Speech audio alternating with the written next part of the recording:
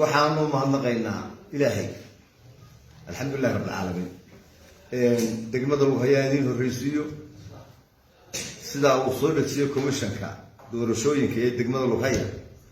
xusbiga kulmiya wuxuu helay 5 xusbiga wadana wuxuu ka helay 2 xusbiga wadana wuxuu ka helay 2 deegaanka degmada lagu haya waa 9kaas saasoo kordhin degmada Saylac sida uu soo dhajiyay gudoomiyihii degmada ee komishanka qaranka waxa loo kala helay kulmiye oo 4 wadani oo 4 iyo 3 ucida iyana golaheeda deegaanka waa 11 saasana loo kala helay alxamdulillahi rabbil caalamiin baynu leenahay intii heshay waa noo hambalyeynayna inta kale istishaabisayna waa noo hambalyeynayna guulba u soo hoosay baan leeyahay degmooyinkeena gobolka Awdal iyo qaranka Soomaaliland intaba insha Allah degmada lagu haya saacada dabadeed in yar dabadeed waa naga heleysaan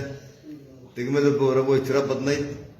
iyana waxa laga yaabaa in la caawiyo inoo soo gabagabowdo assalaamu calaykum warahmatullahi wabarakaatuh gudoomiye hadii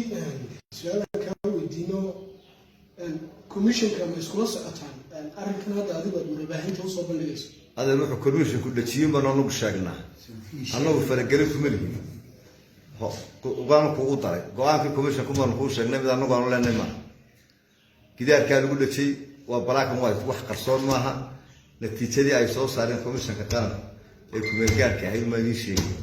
مجالدي لبعض تجربة كوجو اللي يبي سيلع كده الواحد ركز هذا